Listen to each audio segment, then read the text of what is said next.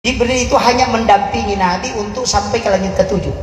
Lewat ke situ malaikat tidak bisa. Makanya 360 sayapnya Jibril itu dia kibaskan, dia tidak bisa tinggalkan tempat. Dari situlah Imam Ja'far mengatakan, anta nurun fauqa nurin. Engkau Muhammad cahaya mengalahkan cahaya Jibril. Jadi bukan dalam Quran surah An-Nur ayat 35 yang banyak orang salah paham itu. Anta nurun fauqa nurin itu di peristiwa Isra Mi'raj. Ada orang masuk surga Pak tidak antri. Seperti kalau ke pasar bukan hari pasar. Ada. Rasulullah janjikan, maukah engkau masuk surga tanpa antri? Jadi pintu surga semua terbuka, tinggal kau mau pilih mana dan mau lewat mana dan tidak antri. Itu lakukan 3 hal kata Nabi. Yang pertama, Bismillahirrahmanirrahim.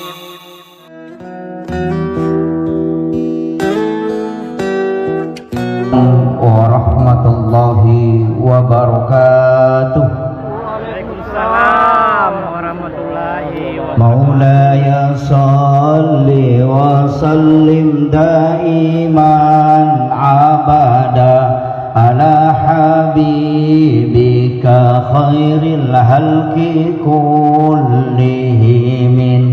Huwal habibul ladzi turja syafa'atuhu likulli khawlim minal ahwalil muqtahimi. Ya Rabbi bil Mustafa balligh maqasidana waghfir lana ma madaya wasi'al karami.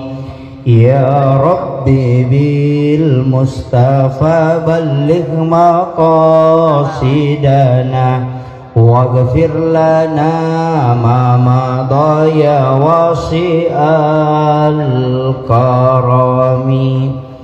Ila hadratin Nabil Mustafa sallallahu ala sayyidina Muhammadin. Al-Fatihah. A'udzu billahi minasyaitonir rajim. Bismillah. Alhamdulillahirabbil alamin arrahmanir rahim maliki yaumiddin. Iyyaka na'budu wa iyyaka nasta'in. Ihdinas siratal mustaqim. Shiratal ladzina an'amta 'alaihim. Amin. Allahumma nawwir qulubana wa quluba jami'i man hadara fi majlisina hadha binuril ma'rifah wa ilmil muqasyafah wal basirah wal iman wal islam. Ya Fattahu ya Alim, iftah qulubana wa qulubahum futuhal arifin. Rabbana iftah bainana wa baina qaumina bil haqqi wa anta khairul fatihin. Amin amin ya rabbal alamin. Hadratal muhtaramin wal muhtaramat, ikhwanu fillah, alhamdulillah, alhamdulillahi rabbil alamin.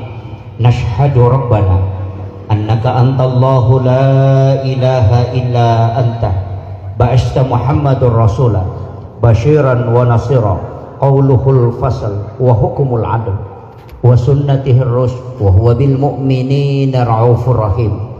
Allahumma salli ala sayyidina Muhammadin tibbil qulubi wa dawaiha wa afiyatil abdani wa shifaiha wa nuril absari wa diyaiha wa ala alihi wa sahbihi wa sallim. Yang saya hormati dan saya muliakan Al-Mukarram Bapak Dr. Ahmad Hasni MPD selaku Kepala Kantor Kementerian Agama beserta seluruh pejabat dari Kemenak yang sempat hadir. Yang saya hormati dan saya muliakan Al-Mukarram Dr. Andes Haji Sudirman Chora MM selaku Ketua Majelis Ulama Indonesia. Yang saya hormati dan saya muliakan Bapak Haji Samsu Alam dan Ibu Haja Saidah. Alhamdulillah, salah satu nikmat yang paling besar yang dianugerahkan oleh Allah di tempat ini adalah beliau telah diberikan hidayah dan taufik untuk membuat satu tempat untuk bermunajah kepada Allah Subhanahu wa taala. Dan jauh sebelum beliau dilahirkan itu sudah tercatat di Lauhul Mahfuz. Karena perjalanan hidup ini sebenarnya tinta itu sudah kering, pena sudah tersimpan dan kitab sudah tertutup. Maka beliau ini diberi anugerah oleh Allah Subhanahu wa taala, dan mudah-mudahan kita semua dari curahan rahmat itulah kita bisa menjadikan sebagai asbab supaya kita bisa juga diberikan keselamatan dengan terbangunnya rumah Allah Subhanahu wa taala.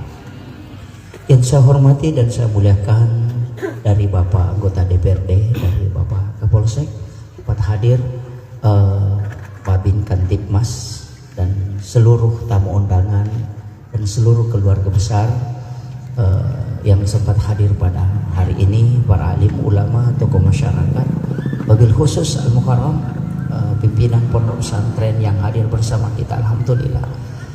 Saya sebenarnya takzim ke beliau, makanya tadi diminta baca doa, saya mengatakan sohibul wilayah yang baca doa.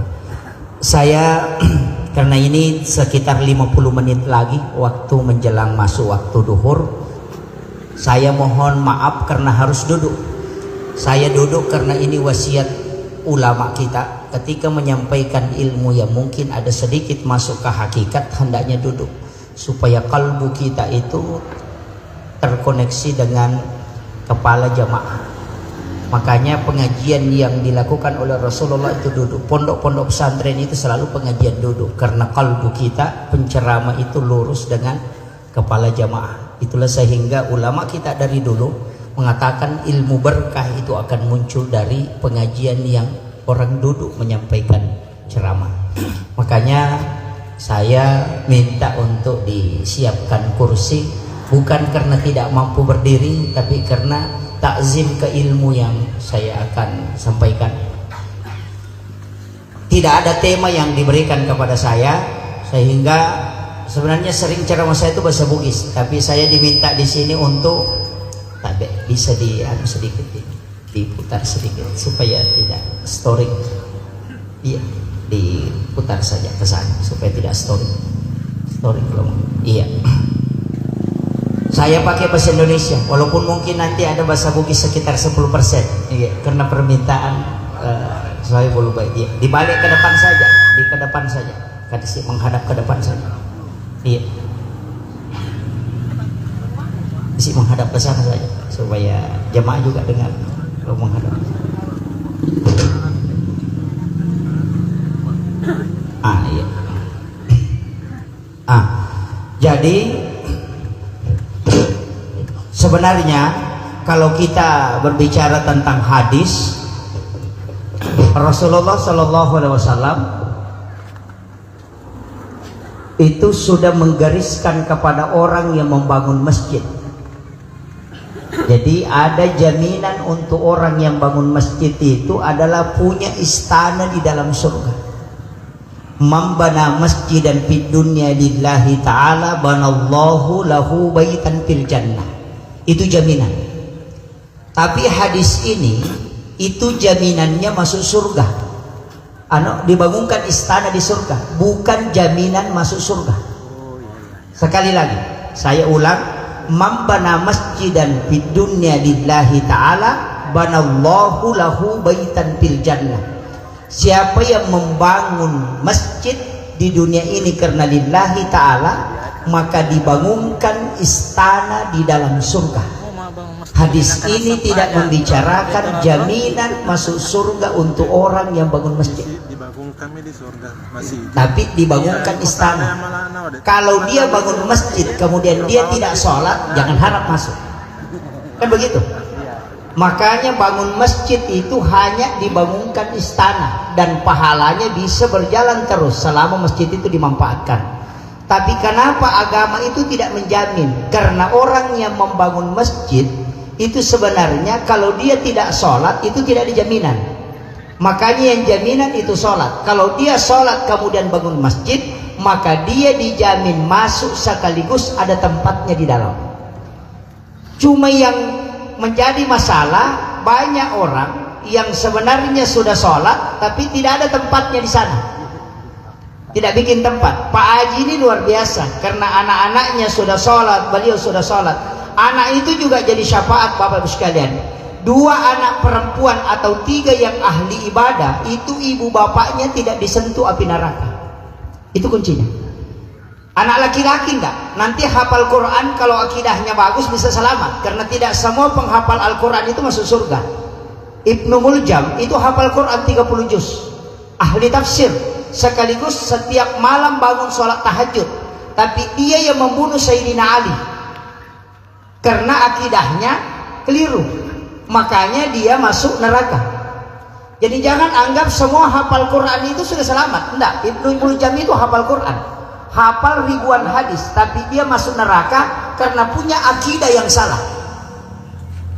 Ini yang bahaya. Kadang-kadang kita sudah hafal Quran langsung selamat. Enggak, walaupun penghafal Al-Quran itu diberikan jaminan bahwa bisa memberi syafaat.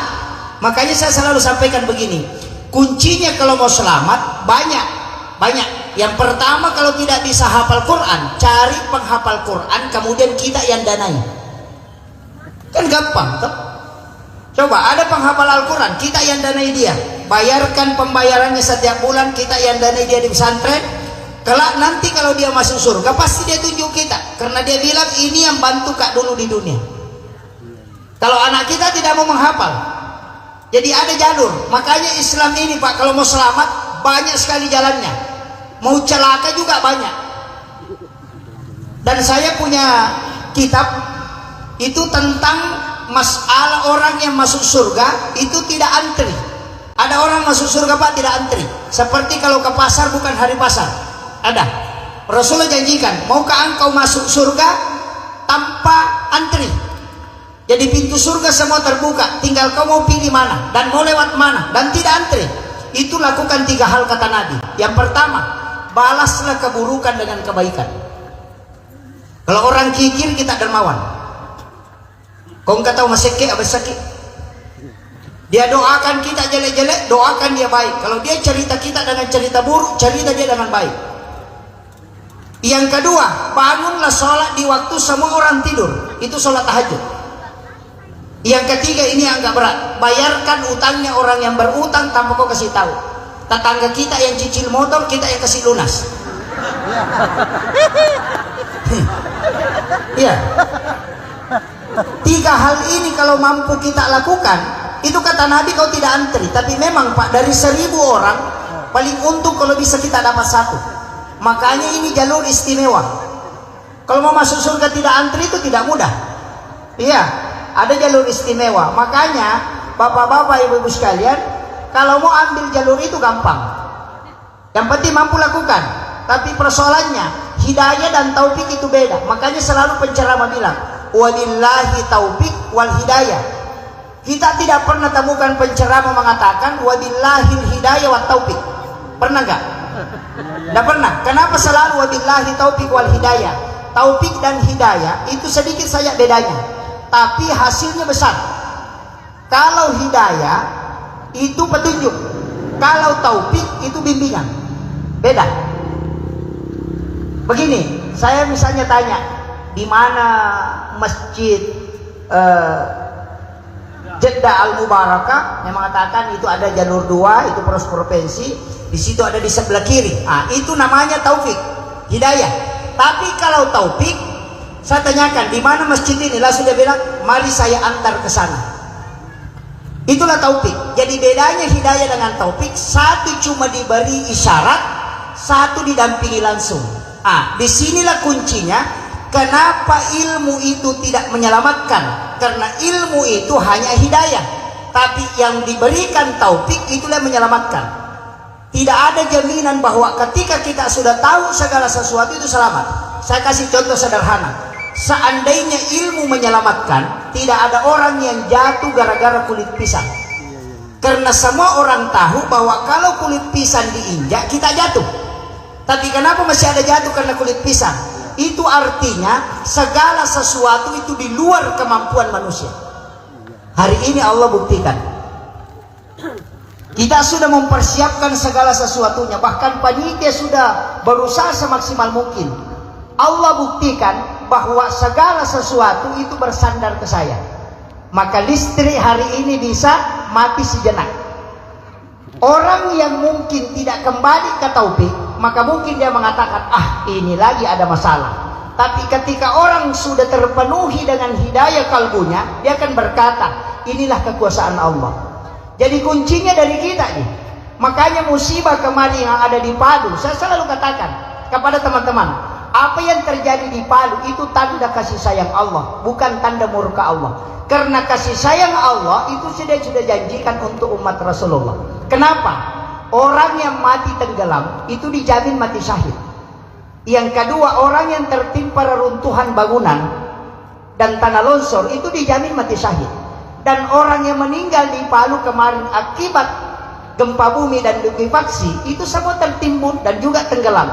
Begitulah cara Allah menyelamatkan umatnya Rasulullah walaupun ada musibah. Cuma ini kadang orang tidak bisa tangkap. Jadi jangan lihat matinya, jangan lihat karena adanya musibah, tapi lihat ujungnya. Kan itu juga kuncinya. Makanya bapak-bapak ibu sekalian, saya selalu sampaikan, kalau diberi nikmat oleh Allah, Pak Haji ini luar biasa. Diberi nikmat oleh Allah, dia manfaatkan betul untuk agama. Bagaimana orang bisa berteduh untuk melaksanakan ibadah.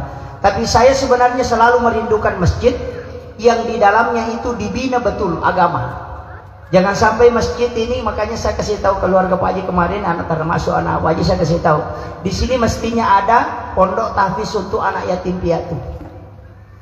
Memelihara anak yatim itu jaminannya surga, dan surganya tidak kecil. Karena Rasulullah mengatakan, siapa yang memelihara anak yatim, maka dia akan bersamaku di surga seperti ini, jari telunjuk dengan jari tengah. Nabi mengatakan dia akan bersamaku, berarti dijamin masuk surga. Yang kedua, bersama berarti dia bersama Rasulullah. Jadi kalau mau dapat jaminan di surga bersama Nabi, pelihara anak yatim. Ini kuncinya. Makanya kalau mau kejar pahala itu Pak, banyak jalurnya. Jangan takut bilang mau begini-begini, enggak. Saya sampai hari ini selalu memaafkan. Istilahnya orang melakukan kesalahan ini, saya mengatakan tidak ada orang yang tidak punya salah. Ya kau tahu makanya digagas salahku, napa salah-salah. Kalau ada orang mengatakan saya tidak punya dosa, napa nama balik. Maka dia nak kawak balik, napa nama balik. Semua orang pasti. Kenapa? Tidak ada manusia. Makanya di dalam agama itu disebut innallaha yuhibbut tawwabina. Bukan kalimat yang dipakai innallaha yuhibbut taibina. Kalau mengatakan at-tawwabin berbolak-balik bertaubat, ada memang namanya Pak dosa langganan. Ada dosa langganan. Semua orang, tidaklah seorang beriman itu kecuali dia memiliki dosa langganan yang setiap waktu dia lakukan dan dia tobatkan, dia lakukan, dia tobatkan. Cuma orang yang diberkahi oleh Allah, dia lakukan, tobatkan, kemudian mati. Tapi kalau yang tidak diselamatkan oleh Allah, dia lakukan, kemudian tobat, lakukan, kemudian mati. Itu bedanya. Tidak ada orang Pak mengatakan ustaz, dan dia ustaz ada masalahnya. Ada saja. Nah ada dosa langganan itu, sudah ditobatkan, dikerjakan lagi. Dia segosip, kenapa saya ngomong begini? Sekalinya lama-lama ngomong lagi, begitu. Kenapa? Innallaha yuhibbut tawwabina, bukan innallaha yuhibbut taibina. Allah suka orang yang berbolak-balik bertaubat kepada Allah. Ini penting saya sampaikan. Makanya janganlah menganggap diri kita sok suci bahwa tidak punya kesalahan, tidak. Tapi sebaik-baik hamba di hadapan Allah adalah ketika dia bersalah, dia datang kepada Allah. Cuma ada masalah. Kadang kita belum taubat, kita sudah mengatakan taubat. Taubat dengan istighfar itu beda Pak. Kalau istighfar dari kata istighfarah. Kalau taubat dari kata taba yatubu taubatan, kembali. Kalau taubat itu kembali, kalau istighfar menutup. Ini yang harus dienukan. Karena banyak orang mengatakan, saya sudah taubat Pak Ustaz. Bagaimana caranya taubat? Saya bahasa istighfar. Bukan, taubat itu istighfar, tapi kita istighfar. Taubat itu kembali. Jadi sama begini, kita jalan kemudian belok kiri. Ternyata jalan yang benar itu lurus. Maka kita harus kembali di mana kita tadi salah, kemudian ambil jalan lurus. Itulah namanya taubat ketika kembali tadi itu. Makanya orang yang melakukan dosa harus ingat dosanya dulu baru baca istighfar. Jangan langsung istighfar, karena kita disuruh kembali mengingat apa kesalahan kita, baru kita baca astaghfirullahaladzim. Astaghfirullah itu dari kata istighfar, menutup yang nampak. Kalau menghapus yang ada namanya al-afu, itu beda. Makanya bahasa Arab itu beda. Kalau dia mengatakan Allahumma innaka afuun karim, berarti menghapus dosa. Kalau astaghfirullah berarti menutup. Sama dengan tulisan di kertas ada tip X, kita tip X.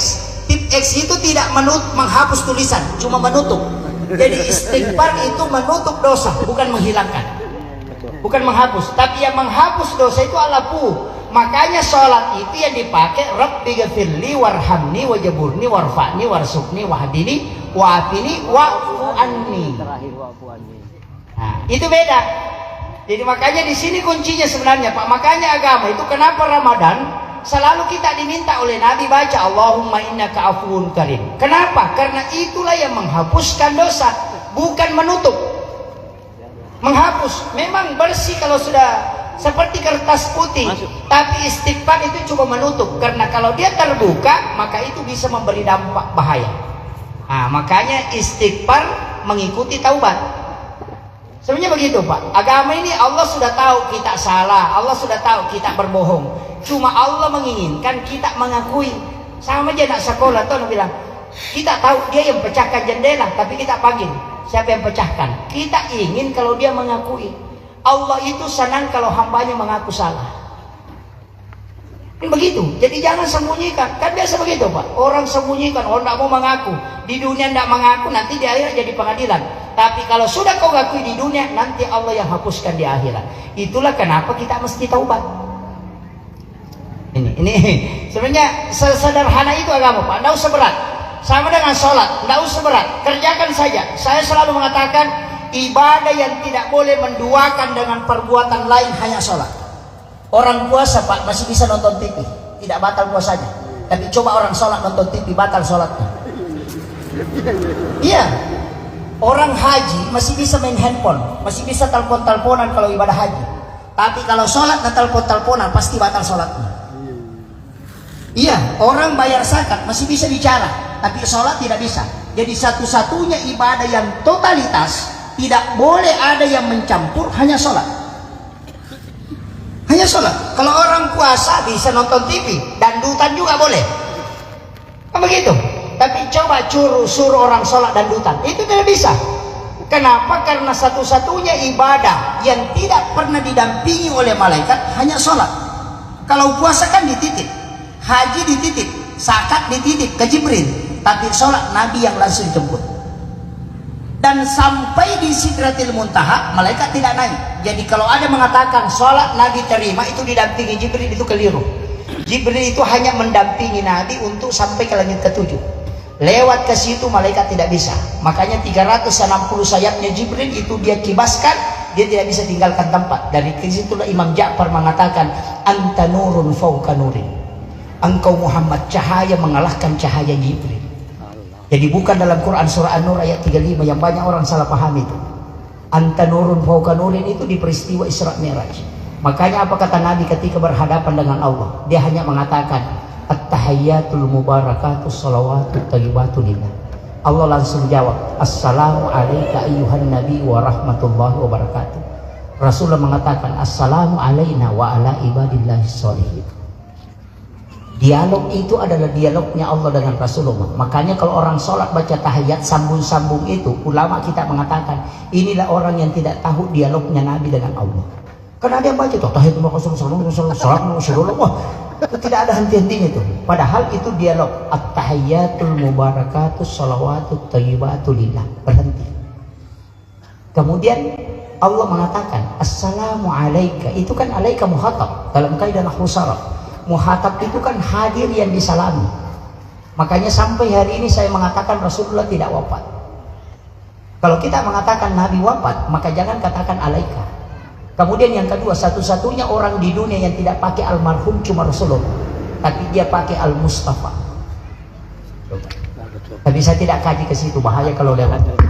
Ini bahaya kalau kajiannya ke situ, saya tidak mau terlalu dalam ke situ, nanti pusing.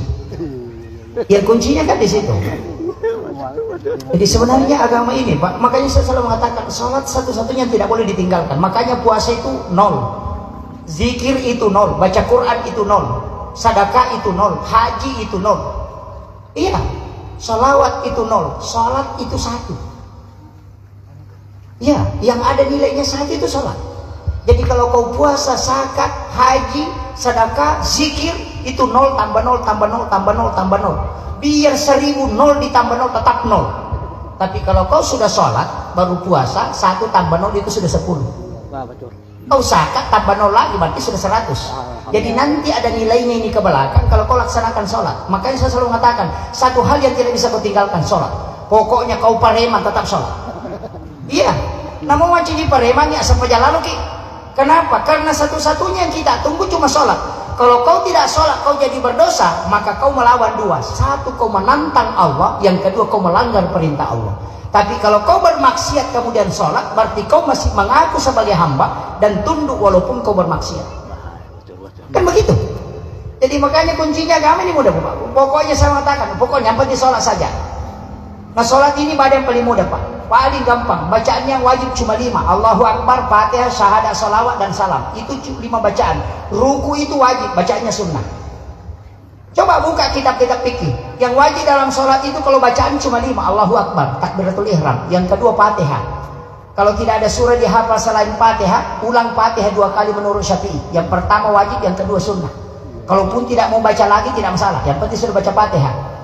Kemudian bacaan surah kan sunnah. Ruku itu wajib, bacaannya sunnah. Bangkit dari ruku wajib, bacaannya sunnah. Sujud itu wajib, bacaannya sunnah.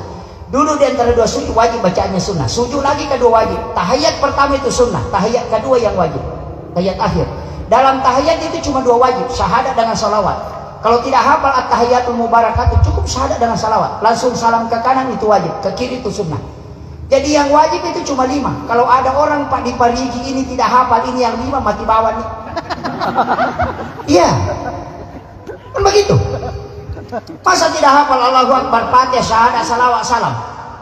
Itu saja, Pak. Makanya dibangun masjid ini bagi yang tidak pernah belajar sholat, datang saja. Kalau imam sudah angkat tangan saja.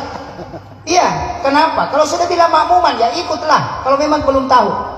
Kecuali yang sudah hafal ya tidak masalah. Apalagi kalau kita mau kaji sholat, itu dalam sekali, Pak. Kapan kita takbir, siapa yang takbir, nigai, banyak sekali. Kalau kita mau kaji dalam tasawuf. Karena agama ini kan punya 3 tingkatan. Yang pertama ada kajian Islam, itu kajian hukum. Ada kajian iman, itu tauhid. Ada kajian ihsan, itu tasawuf. Kajian Islam ini hukum-hukum. Bagaimana hukumnya kalau pemain judi bersedekah di masjid? Uang sabu-sabu masuk masjid, apakah boleh? Syafi'i, Maliki, Hanafi, Ahmad bin Hanbal dalam Fiqhul Islam wa Adillah itu karangannya Bapak Profesor Dr. Baswal, bahkan dalam Ilmu Muqaddamah itu mengatakan pokoknya uang haram tetap haram. Kalau panitia masjid terima, ingat 4 kesalahannya kalau dia kemudian akapai pape uluna mati. Iya, akapai pape uluna. Kenapa? Kan pertama sekongkol terima haram, yang kedua tidak menolak haram, yang ketiga dia kotori tempat suci, yang keempat dia nak barakah apa kasihina gara-gara lena. Maka 4 tanggung jawab ini lari ke panitia. Iya. Ini masih tapi coba kita buka fikih kontemporer. Imam Al-Jazuli, Profesor Dr. Wabah Suhail, kalau jika dia membahas tentang fikih kontemporer, termasuk bunga bank, saya sampai hari ini mengatakan bank itu tidak riba. Karena sistem yang ada di bank bukan sistem pinjam meminjam, tapi yang ada adalah menitip modal. Iya, cuma akadnya biasa yang diperbaharui. Kenapa? Seandainya bank itu riba, Pak, tidak ada haji yang sah hajinya. Karena semua uang jamaah haji didaftar di bank. Coba pikirkan itu. Iya. Saya sampai hari ini, Pak, ketika orang kajian hukum-hukum, saya selalu mengatakan, coba kau kaji lihat baik-baik. Makanya Darul Ifta Mesir sampai hari ini mengatakan bank itu halal. Darul Ifta ini kumpulan kurang lebih 400 ulama ahli hukum. Indonesia Majelis Ulama hari ini selalu mengatakan masih bank itu riba. Kalau kita mengatakan bank riba, berarti sistem proses yang ada di dalamnya semua riba, dan itu haram. Makanya haram jamaah umrah tidak ada yang sah, pondok pesantren makan haram karena uang bantuan melalui bank. Coba kita pikirkan, gaji pegawai tidak ada yang halal. Bahkan uang yang ditentukan oleh bank kalau kita belanjakan itu juga ikut haram. Kan begitu? Ini yang kadang orang tidak paham. Makanya saya sering mengatakan bank itu kalau cuma mengatakan apakah tambahannya yang riba. Kalau kau mengatakan pinjam tidak tambah, coba tahun 1990 kita pinjam uang 100.000, baru mau dikembalikan hari ini 100.000. Coba pikir, dulu uang 100.000 bisa beli tanah 1 hektar, sekarang uang 100.000 tinggal beli makanan. Coba, ini yang orang tidak pikirkan. Kadang langsung mengatakan penambahan. Termasuk kemarin Pak saya perdebatkan rokok. Kenapa dia mengatakan rokok itu haram? Saya mengatakan sampai hari ini NU mengatakan rokok itu tidak haram mutlak. Karena kapan kau haramkan rokok dengan alasan asapnya? Rokok pasif Di sini ada dokter ini. Perokok pasif. Saya mengatakan kalau asapnya menyebabkan rokok itu haram, mestinya kena lampu mobil dengan motor itu juga haram. Karena juga ada racunnya. Saya tidak membela perokok ya, tapi saya sampaikan bahwa ulama kita punya alasan. Iya.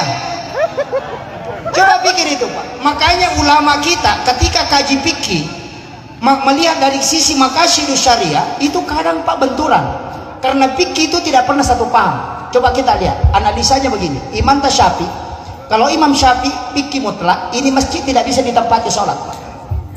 Iya. Saya mengatakan ini masjid kalau Syafi'i mutlak tidak bisa ditempati sholat. Kenapa? Dia dibangun dari bata merah. Batu bata itu bercampur dengan najis dari tanah.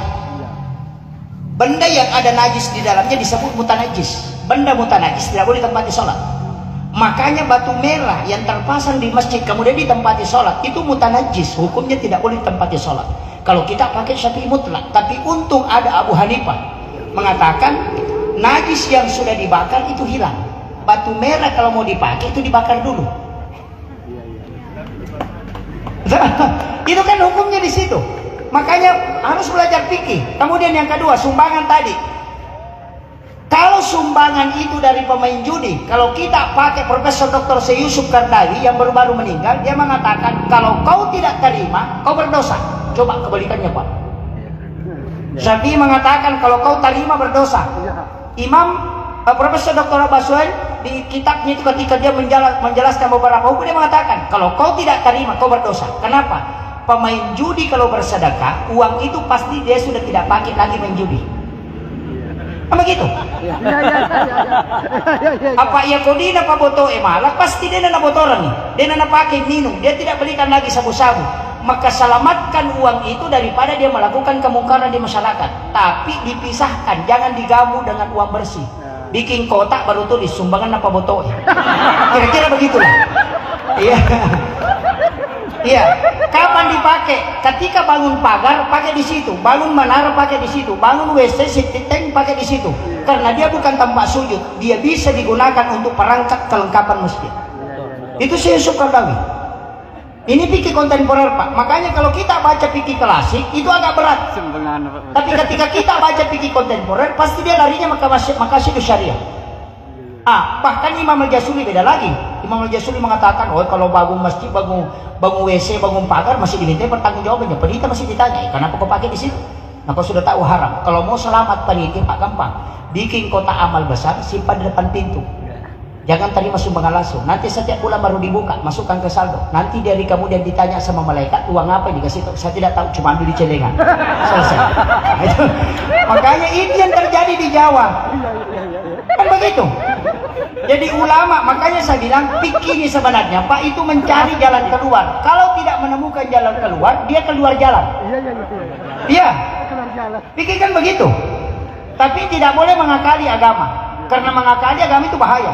Termasuk Imam Syafi'i kan begini. Imam Malik itu Pak sudah membendung cara orang mengakali agama. Kenapa Imam Malik? Kalau kita buka fikihnya Imam Malik, orang yang makan di siang hari di bulan Ramadan dengan sengaja, dia harus membatalkan, dia harus mengganti puasanya 60 hari. Itu Imam Malik.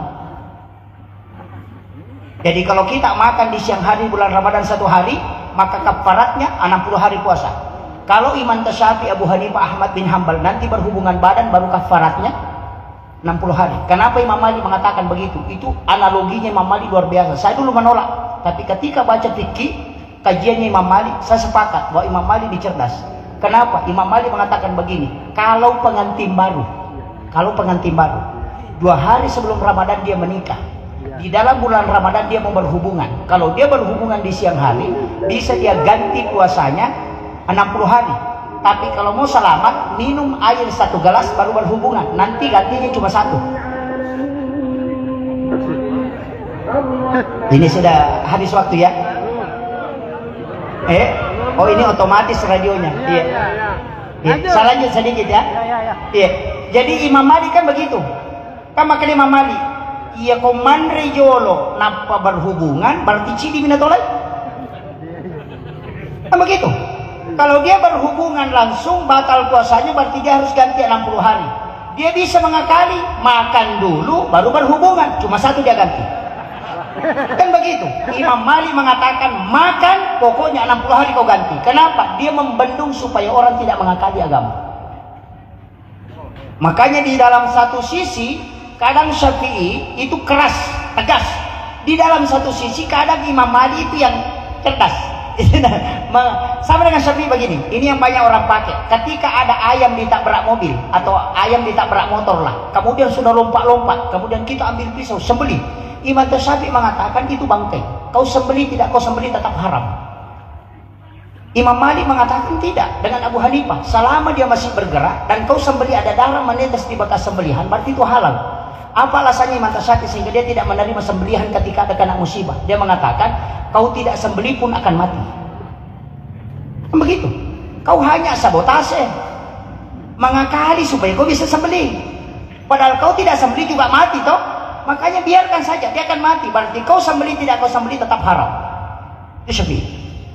Abu Hanifah mengatakan enggak, yang disembelih itu kan dua, masih hidup, yang kedua ada pengaruh sembelihan. Makanya kalau masih bergerak, sembelih. Kemudian ada darah menetes, halal dimakan. Mana mau dipakai, Pak?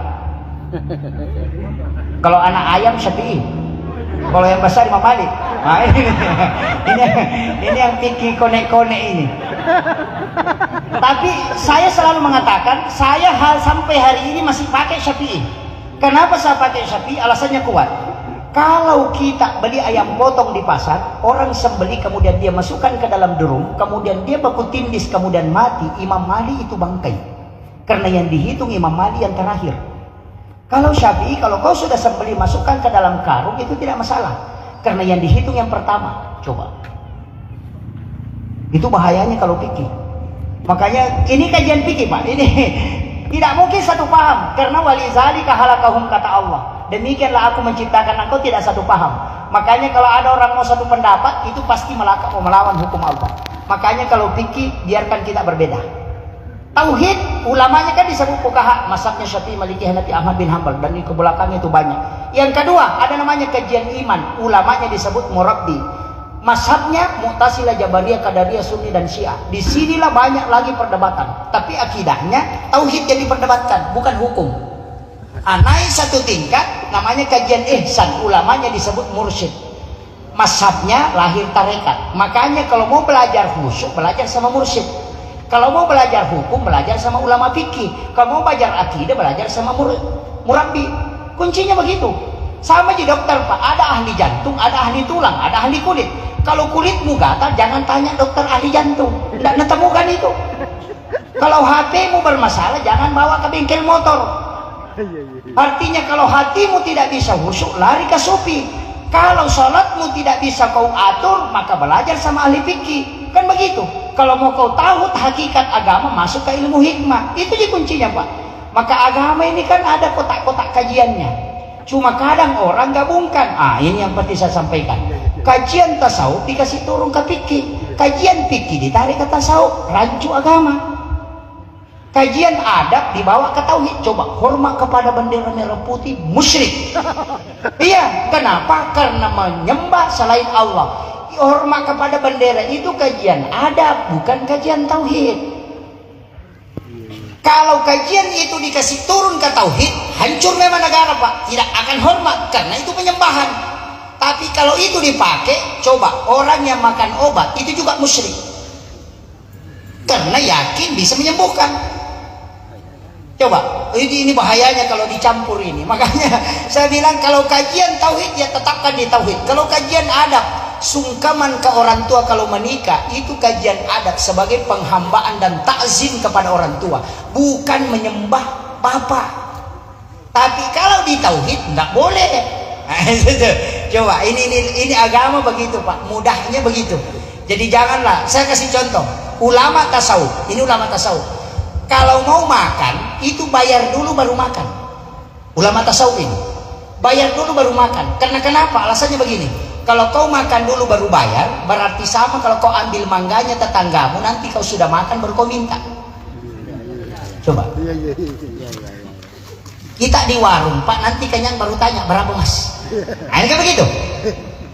Kalau ulama tasawuf enggak, bayar dulu. Makanya di KFC Yahudi itu punya ajaran tasawuf. Bayar dulu baru makan. Kita kenyang dulu baru bayar. Coba. Ini nih. Kemudian ahli tasawuf mengatakan, kalau kalau sudah berwudu kemudian berbohong, maka jangan wudumu kau pakai sholat, karena itu sudah kotor. Tasawuf ini. Kenapa? Karena wudu itu tahara, bukan nadhafah. Makanya at-tuhuru satrul iman, bukan an-nadhafah. An-nadhafah itu ya kotoran yang kelihatan. Kalau hakikat itu at-tuhuru, makanya wudu itu at-tuhuru. Karena yang dibersihkan bukan najisnya. Kalau ada najis di tangan, makanya kan dibersihkan dulu najis baru berwudu toh. Berarti wudu bukan menghilangkan, membersihkan dari najis, enggak. Makanya dia mengatakan wudu itu adalah hakikat. Makanya maka demam lahir ini julu matai, jaga matamu supaya tidak melihat yang dibenci oleh Allah. Makanya dia mengatakan melihat wanita dengan syahwat sudah kotor wudu, pergi berwudu kembali. Itulah maksudnya. Jadi dia bicara adab. Nah ini makanya kalau tasawuf itu lari ke adab. Nah, kemudian ini sedikit waktu lagi saya pakai ini. Sallallahu ala Muhammad.